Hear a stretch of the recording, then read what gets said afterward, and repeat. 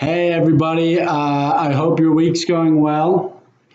I am here today to talk to you about a senator from Vermont and a candidate for the 2020 presidency. Okay.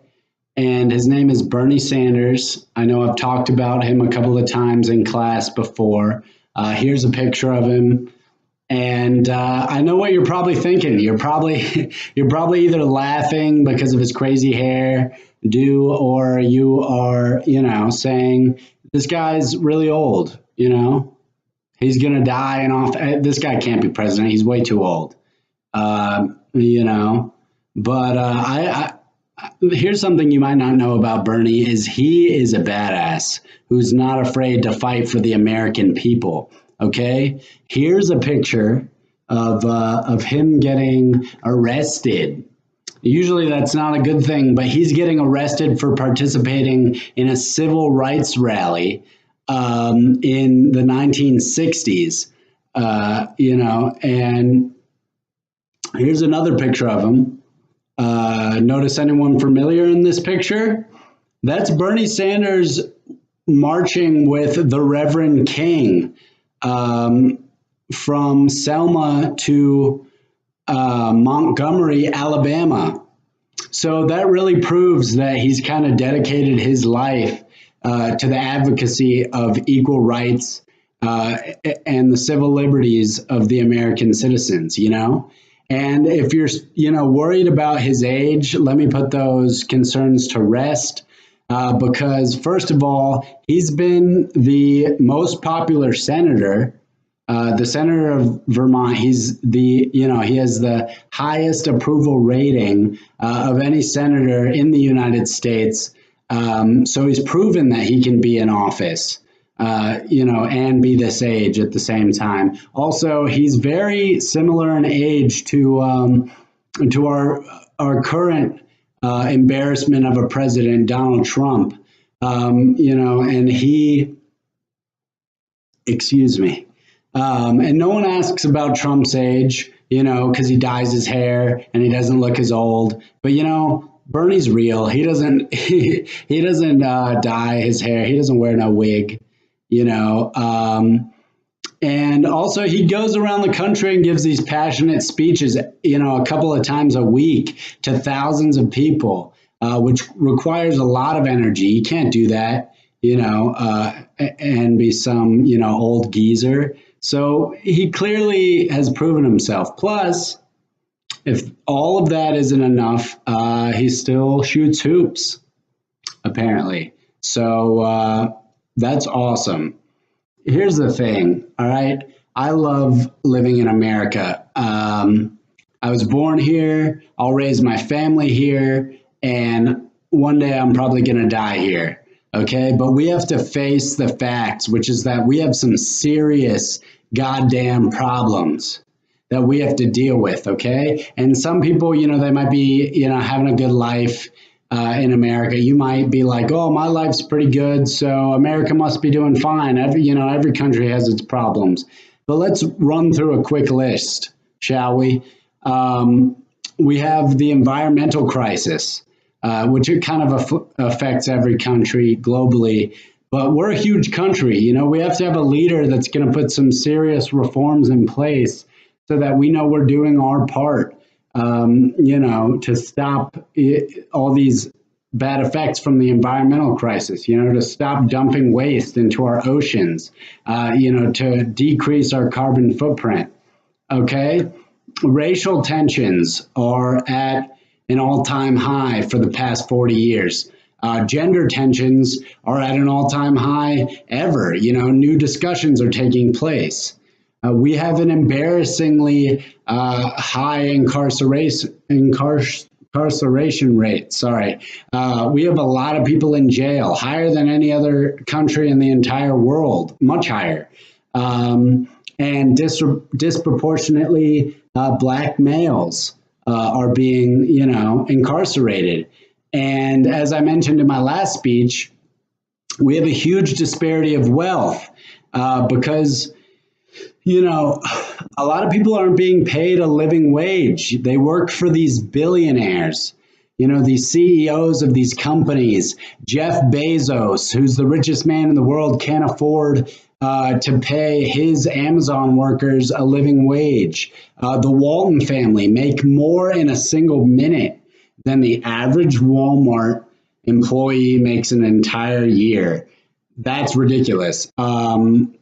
Furthermore, the White House has reported that we are actively bombing 7 different countries. I don't mean to be an alarmist here, but we got problems, okay? Plus, we spend more than 50% of the federal budget, $600 billion a year on average, towards funding the military, okay? That's way too much money towards the military, okay? So we have these huge, massive problems, and we need someone with huge, massive solutions, okay? We can't just sit idly by and rely on this idea of incrementalism, okay? This idea that if we continue to vote for the lesser of two evils, eventually we will wind up someplace good, It is our civic duty to make sure that the people in this country get their voices heard, not just as faded echoes, but as a call for serious change. The Reverend Dr. Martin Luther King Jr. once said, "We are not merely thermometers that are here to simply measure the political climate. Rather, we are thermostats, here to create change in the environment in which we live." Okay? It is our civic duty to elect a politician that can create real positive change. But first, in order to do that, we must, find a candidate that we can trust. And the thing about politicians these days is it's hard to trust them. I think part of that is the fact that they're taking, most of them take a lot of money from these private, huge corporations to fund their campaigns. For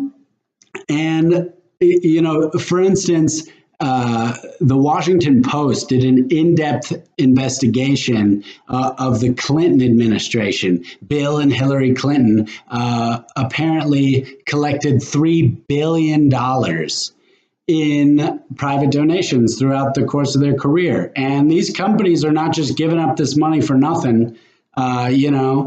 There are these kind of unofficial but very real deals taking place, which usually involve a politician enacting some sort of public policy that behooves the corporation rather than acting as a fiduciary or, in the best interest of the American people, like a elected official should, right? Bernie really separates himself there because, he built this grassroots campaign, where it's not, he won't accept donations from these big corporations. He only accepts donations from individual American citizens, and he only accepts a certain amount. There's a cap to how much you could donate. So even if you don't agree with his political stances, which is fine, you're entitled to your opinion. At least you have a politician that you can trust. But before you know if you can agree with him or not, you have to know the basic ideas of some of his biggest stances, okay? Here's the thing. Some people are afraid of the fact that he's a democratic socialist. What does that mean? Okay, well, he's a leftist, progressive concerned with upholding our democracy. So everybody gets a fair share or a fair say in our election decisions, and that the government should help you out more. They should play more of an active role in improving the quality of life. So here's some of his policies he wants to enact. Raising the minimum wage to $15. He's proposed an amendment. He had 200 top economists write the introductory letter for that, saying that it is affordable, it is reasonable, $15. and it stands to benefit 75 million American citizens who are on minimum wage. Okay. And when you think about that, like you might say, oh, that's a lot of money. I make $11 at TJ Maxx, and like that's enough for me. But here's the thing: is these are people who, imagine you're 40 years old, you got a wife or a husband and 3 kids at home, okay, and you're making $11 an hour. That's not enough. Yeah, that's not enough, especially if you're working all day, really hard. You're not making enough money to go home and support your families. So $15 an hour, but that ties into the fact that those people didn't originally have, the financial resources to go to college.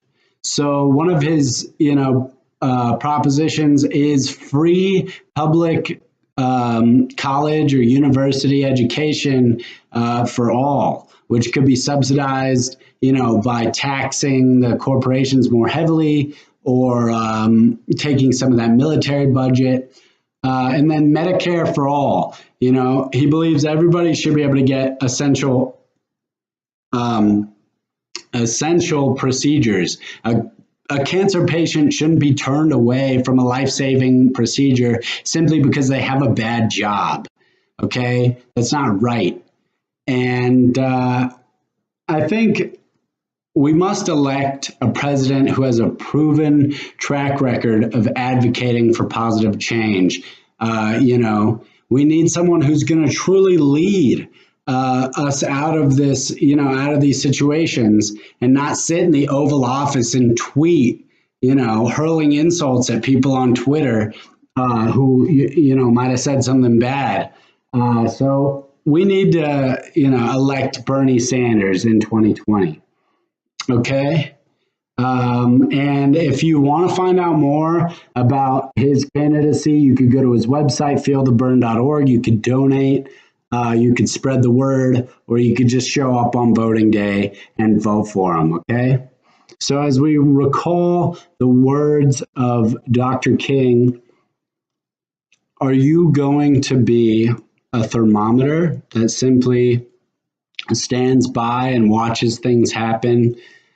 Or are you going to be a thermostat that creates real change in the environment in which you live? Thanks for your time.